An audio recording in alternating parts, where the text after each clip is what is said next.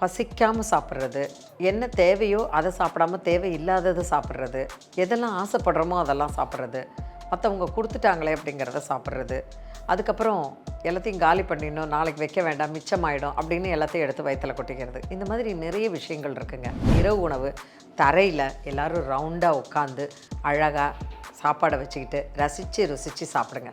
ஒரே ஒரு காய், ஒரே ஒரு குழம்பு அப்படி இல்லாமல் 2 காய் ஒரு சாலடு அப்படி சாப்பிடுங்க. சாதத்தினுடைய அளவை குறைச்சிக்கங்க. மாதத்தில் ஒரு நாள் தயவு செய்து ஃபாஸ்டிங், அதாவது உண்ணா நோன்பு அப்படின்னு சொல்லுவோம். காலையிலேருந்து இரவு வரைக்கும் சாப்பிடாமல் இருக்குது. அது ஸ்ட்ரெச்சிங்காக இருக்கலாம், ஸ்கிப்பிங்காக இருக்கலாம், இல்லைனா ஜிம்மாக இருக்கலாம், இல்லை வெயிட் தூக்கிறதா இருக்கலாம், நல்ல ஸ்ட்ரெச்சிங்காக இருக்கலாம், யோகா ஆசனங்களாக இருக்கலாம்.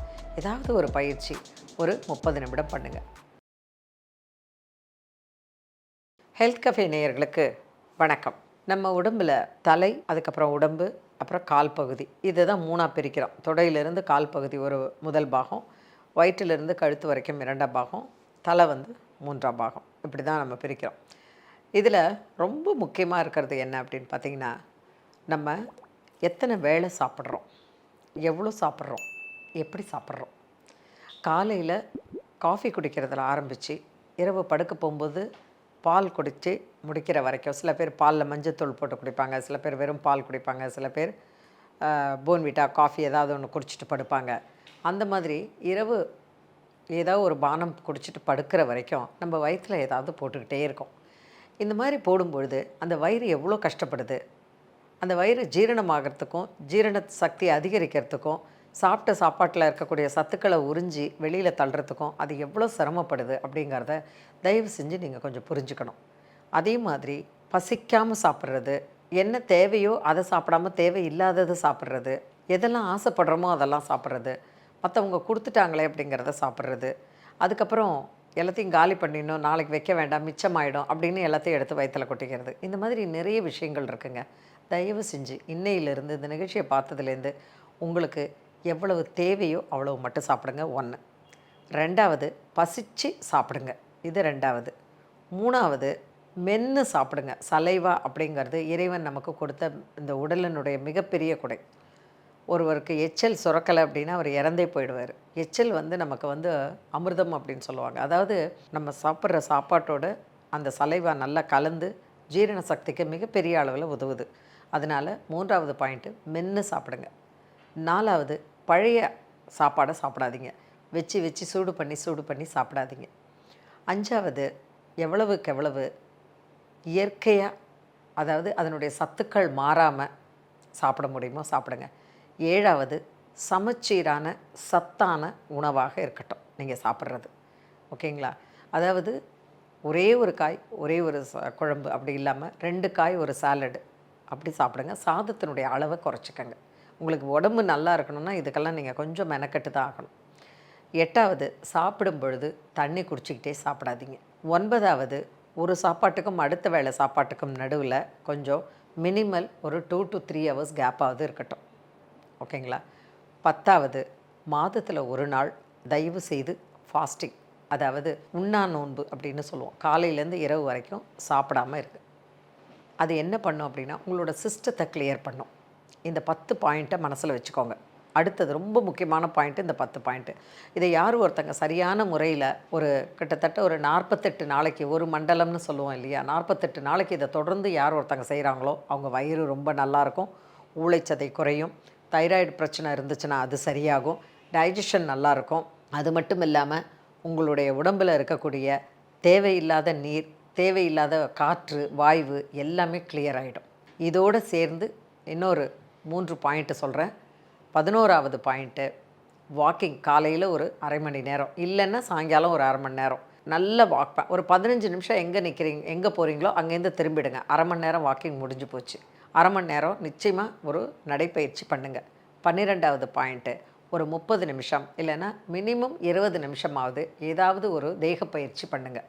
அது ஸ்ட்ரெச்சிங்காக இருக்கலாம், ஸ்கிப்பிங்காக இருக்கலாம், இல்லைனா ஜிம்மாக இருக்கலாம், இல்லை வெயிட் தூக்கிறதா இருக்கலாம், நல்ல ஸ்ட்ரெச்சிங்காக இருக்கலாம், யோகா ஆசனங்களாக இருக்கலாம்.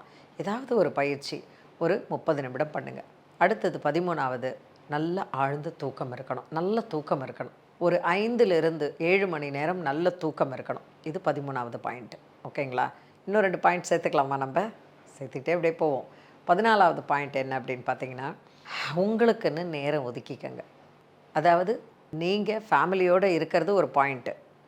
அது வேணால் நம்ம 14வதாக வச்சுக்கலாம். 14th பாயிண்ட்டு ஃபேமிலியோட டைம் ஸ்பெண்ட் பண்ணுறது. எப்படி ஃபேமிலியோட டைம் ஸ்பெண்ட் பண்ணுறது?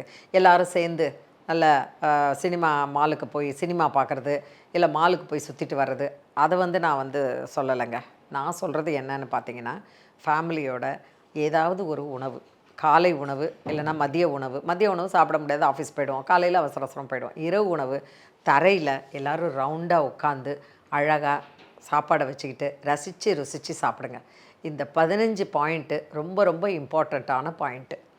ஏன்னா இந்த 15 பாயிண்டில் எவ்வளோக்கு எவ்வளவு நீங்கள் ஒரு அட்லீஸ்ட் பாதி அளவு பாயிண்ட்டாவது நீங்கள் கடைபிடிக்க பாருங்கள். இல்லை 15ம் நான் கடைபிடிக்கிறேன் அப்படின்னா well and good, very very good. I am so happy, I am ஹானர்டுன்னு அர்த்தம். இந்த நிகழ்ச்சியை நான் கொடுத்ததுக்கு நான் ரொம்ப சந்தோஷப்படுவேன். ஓகேங்களா? ஸோ 15வது பாயிண்ட் என்ன அப்படின்னா, உங்களுக்கான நேரத்தை ஒதுக்கி கொள்ளுங்கள்.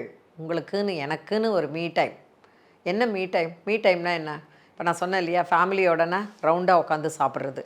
பீச்சுக்கு போய் ஒரு நல்ல பெட்ஷீட்டை விரிச்சிட்டு வீட்டில் நீங்கள் என்ன நைட்டு சாப்பிட்றீங்களோ அந்த சாப்பாடை அப்படியே பேக் பண்ணி ஒரு சப்பாத்தி காய் இல்லை ஒரு இட்லி சட்னி அது மாதிரி எடுத்துகிட்டு அதை அப்படியே பேக் பண்ணி எடுத்துகிட்டு நேராக பீச்சுக்கு போய் ஒரு நல்ல பெட்ஷீட்டை விரித்து நடுவில் ஒரு பாட்டை போட்டுக்கிட்டு யாருமே மொபைல் எடுக்காமல் ரவுண்டாக உட்காந்துக்கிட்டு நிம்மதியாக உட்காந்து அந்த இட்லி சட்னியை சாப்பிட்டுட்டு பேசி சிரித்து, சின்ன வயசில் நான் இந்த மாதிரி பண்ணேன், நீ இந்த மாதிரி பண்ண, குழந்தையாக இருந்தப்போ நீ இப்படி பண்ண அப்படின்னு பழைய நினைவுகள், நல்ல நினைவுகளை. நீ என்ன தெரியுமா பண்ண, அவனை தள்ளி விட்டுட்டு நீ சிரிச்ச, அந்த மாதிரியான ஒரு நெகட்டிவான நினைவுகள்லாம் இல்லை. அவங்க சங்கடப்படக்கூடாது. நம்ம ஒருத்தங்களை பற்றி சொல்லும்பொழுது, அவங்க பண்ண விஷயங்களை பற்றி சொல்லும்போது அவங்க சங்கடப்படக்கூடாது. சங்கடப்படாமல் அவங்க என்ன சொல்லணும் அப்படின்னா, வாவ் நான் இப்படி பண்ணேனா, இப்படி செஞ்சேனா அப்படின்னு அந்த நினைவுகள் சந்தோஷப்படுத்தக்கூடிய நினைவுகளாக இருக்கணுமே தவிர சங்கடப்படுத்தக்கூடிய நினைவுகளாக இருக்கக்கூடாது. இந்த மாதிரி சந்தோஷமான நினைவுகளை பகிர்ந்துக்கிட்டு ஒரு வெள்ளிக்கிழமை இரவு, ஒரு சனிக்கிழமை இரவு அந்த மாதிரி பீச்சுக்கு போயிட்டு ரவுண்டாக உட்காந்து பேசி சிரித்து சாப்பிட்டு வீட்டுக்கு வந்தீங்கன்னு வச்சுக்கோங்க, ஃபென்டாஸ்டிக். இது 14வது. 15வது உங்களுக்கான நேரம். உங்களுக்கான நேரம் அப்படிங்கிறது என்ன? ஃப்ரெண்ட்ஸோடு வெளியில் போகலாம், இல்லை தனியாக கார் எடுத்துகிட்டு ஒரு ட்ரைவ் போயிட்டு வரலாம், இல்லையா மொட்டை மாடியில் உட்காந்து உங்களுக்கு பிடிச்ச பாடல்களை கேட்கலாம், இல்லையா நல்ல புத்தகங்கள் படிக்கலாம். அது மட்டும் இல்லை, நான் அப்படியே ரிலாக்ஸ்டாக ஒரு நடந்துட்டு வரேன், தாராளமாக நடக்கலாம். இல்லை நீங்கள் மட்டும் போய் ஹோட்டலில் உட்காந்து ஒரு சூப் வாங்கிட்டு மெதுவாக பொறுமையாக அழகாக ரிலாக்ஸ்டாக அதை குடிச்சிட்டு கொஞ்சம் நாழி அங்கே டைம் ஸ்பெண்ட் பண்ணிட்டு வரலாம். இந்த மாதிரி நமக்கு நாம் எதுவுமே இல்லையா, பால்கனியில் உட்காந்து காலை தூக்கி ஒரு சேர் மேலே வச்சுக்கிட்டு பால்கனியில் உட்காந்துட்டு மெதுவாக ஒரு நல்ல ஜூஸ் போட்டுக்கிட்டு சிப் பை சிப்பாக சாப்பிடுங்க. இப்போ மாம்பழ சீசன் இல்லையா, நிறைய மாம்பழம் எடுத்துக்கோங்க, அதை நல்லா மிக்சியில் போட்டு அடிங்க, அது மேலே கொஞ்சம் நட்ஸ் எல்லாம் தூவிக்கோங்க, ஃப்ரிட்ஜில் வைங்க, எடுத்து அது ஸ்பூனாக உங்கள் பால்கனியில் உட்காந்து ஏதோ ஒரு பாட்டு கேட்டுக்கிட்டு இல்லை பால்கனியில் அமைதியாக உட்காந்து ஸ்பூனாக சாப்பிடுங்க. இதுக்கு எவ்வளோ நழிங்க ஆகும்? ஒரு 10 to 15 மினிட்ஸ் அப்படி உட்காந்து செலவு பண்ணுங்கள். எவ்வளோ அருமையான டைம். இந்த மாதிரி மீ டைம் ஸ்பெண்ட் பண்ணுங்கள். This is really really important. உங்களுக்கு இந்த 15 பாயிண்ட்டை தயவு செய்து நீங்கள் கடைப்பிடிச்சிங்கன்னா நான் ரொம்ப சந்தோஷப்படுவேன். இன்றைக்கி நான் சொல்ல போகிறது என்னென்னா, உங்களுடைய மனசை ஆசுவாசப்படுத்திக்கிறதுக்கு, உங்களுடைய மனசை ரிலாக்ஸ்டாக வச்சுக்கிறதுக்கு, எல்லா வேலைகளையுமே நீங்கள் ரிலாக்ஸ்டாக பொறுமையாக நல்லபடியாக பண்ணுறதுக்கு, செய்கிற வேலைகளில் ஃபோக்கஸ் ஆகிறதுக்கு ஒன்றும் இல்லை. ஒரு ஒரு ஒரு சமையல் பண்ணுறோம், கான்சன்ட்ரேஷனோட முழுமையாக மனசை அதில் வச்சு வேறு எந்த நினைவுகளும் இல்லாமல் மனசை அதிலேயே வச்சு நல்ல சமையல் பண்ணி அது எல்லாத்தையும் வேறு பாத்திரத்தில் அழகான பாத்திரத்தில் போட்டு டைனிங் டேபிளில் வச்சு இல்லை ஹாட் பேக் உள்ளார எல்லாத்தையும் அழகாக அடுக்கி வச்சுட்டு நீங்களும் குளிச்சுட்டு நல்லதாக ஒரு நைட்டி போட்டுக்கிட்டு நல்லா ஃப்ரீயாக உட்காந்து எல்லோரும் உட்காந்த உடனே அழகாக சாப்பிட்றது. இந்த மாதிரி நம்ம வாழ்க்கையை சந்தோஷமாக வாழறதுக்கு முதல்ல வேணுங்கிறது எது தெரியுமாங்க? ஃபோக்கஸ், கான்சன்ட்ரேஷன், அவேர்னஸ், கான்ஷியஸ்னஸ், இந்த மாதிரி நிறைய சொல்லிக்கிட்டு போகலாம். ஒரு வேலை செய்யும்போது அந்த வேலையில் மட்டும் வைங்க. அதுக்கு நான் இன்றைக்கி உங்களுக்கு சொல்ல போகிறது எல்லாருமே இந்த முத்ரா பண்ணலாம். அது தியான முத்ரா. எப்படி? கை எப்படி வச்சுக்கோங்க, உங்களுடைய ஆட்காட்டி விரலையும் உங்கள் கட்டை விரலையும் சேர்த்துக்கோங்க, உங்கள் கால் மேலே தொடை மேலே வச்சுக்கோங்க, கண்களை மூடிக்கோங்க, வசதியாக உட்காந்துக்கோங்க. ஏசி வேணும்னா ஏசி போட்டுக்கலாம், இல்லையா ஃபேன் காற்றுல உட்காந்துக்கலாம், இல்லை பால்கனியில் உட்காந்துக்கலாம், இல்லை ஷோன்னு மழை பெய்தா அதை காதில் வாங்கிட்டு உங்கள் பால்கனியில் உட்காந்துக்கலாம். உட்காந்துக்கிட்டு கண்ணை மூடிக்கிட்டு நிதானமாக நல்ல மூச்சை பொறுமையாக இழுத்து பொறுமையாக விடுங்க. எவ்வளோக்கு எவ்வளவு பொறுமையாக மூச்சை இழுத்து விடுறீங்களோ அவ்வளோக்கு எவ்வளோ பிராணசக்தி உங்களோட லங்ஸில் சேரும். பிராணசக்தி நிறையா போயிடுச்சுன்னா உங்கள் உடம்பு ரொம்ப ரொம்ப நல்லாயிருக்கும். ஸோ கண்களை மூடிக்கிட்டு அப்படி நல்ல மூச்சை இழுத்து மூச்சை விடுங்க. ஒரு 15லேருந்து 20 நிமிஷம் அப்படி உட்காந்து தியானம் பண்ணுங்கள். இது மெடிடேஷனுடைய முதல் ஸ்டெப்பு. தியான முத்ரா, அதாவது இந்த 2 விரலையும் இப்படி வச்சுட்டு இப்படி வச்சிங்கன்னா தியான முத்ரா. அதையே இப்படி திருப்பி வச்சிங்கன்னா அதுக்கு பேர் சின் முத்ரைன்னு பேர். ஓகேங்களா? ஸோ கைகளை அப்படி வச்சுக்கோங்க. இந்த ஆட்காட்டி விரலையும் கட்டை விரலையும் சேர்த்துக்கோங்க. இந்த 3 விரல்கள் சேர்ந்து இருக்கட்டும். வசதியாக உட்காந்துக்கோங்க. தரையில் உட்காரலாம், சேரில் உட்காரலாம், அல்லது பெட்டில் உட்காந்துக்கலாம். எப்படி உட்காந்தா உங்களுக்கு வசதியாக இருக்கோ, உடம்பு உங்களை கஷ்டப்படுத்தாமல் இருக்கோ, உங்களை டிஸ்டர்ப் பண்ணாமல் இருக்கோ, அந்த மாதிரி உட்காந்துக்கங்க. உட்காந்துட்டு கண்களை மூடிக்கிட்டு நல்ல மூச்சை பொறுமையாக இழுத்து பொறுமையாக விடுங்க. இந்த மாதிரி பண்ணிங்கன்னா உங்கள் உடம்பு மட்டும் இல்லை, உங்கள் மனசும் புத்துணர்ச்சியோடு இருக்கும். தியான முதிரையில் உட்காந்துட்டு எப்போ வேணும்னாலும் இந்த பயிற்சியை பண்ணலாம். தியான முதிரையை உட்காந்து மூச்சை பொறுமையாக இழுத்து பொறுமையாக விடுறதுக்கு பேர் தீர்க்க சுவாச பிராணாயாமா. இந்த நான் முன்னாடி சொன்ன அந்த 15 பாயிண்ட்டு, இந்த தீர்க்க சுவாச பிராணாயாமா, இந்த தியான முதிரை, வசதியான இடத்துல உட்கார்றது, நல்ல மனசார உங்களை நீங்கள் நிலைப்படுத்திக்கிறது, உங்களுடைய மூச்சை சீராக்கிறது, சிந்தனையை தெளிவாக்கிக்கிறது, என்ன வேலை செய்கிறோமோ அதில் மனசை ஒருங்கிணைக்கிறது, ஃபோக்கஸ் பண்ணுறது, இது எல்லாமே உங்களுடைய அலுவலக வாழ்க்கையாகட்டும், உங்களுடைய வீட்டு வாழ்க்கையாகட்டும், பர்சனல் வாழ்க்கையாகட்டும், எமோஷ்னலான ஒரு லைஃப் ஆகட்டும், அதாவது இது எல்லாமே இந்த மாதிரி பண்ணுற இந்த பாயிண்ட்டு, நீங்கள் பண்ணுற இந்த விஷயங்கள், நான் இன்றைக்கி சொன்ன எல்லா விஷயங்களுமே உங்கள் மனசை தெளிவாக்கி சிந்தனையை கூறாக்கி நீங்கள் பண்ணுற விஷயங்கள் எல்லாத்துலேயுமே 100% உங்களுக்கு நன்மையையும் வெற்றியையும் கொடுக்கக்கூடியதாக அமையும். அதுக்கு தாங்க இது.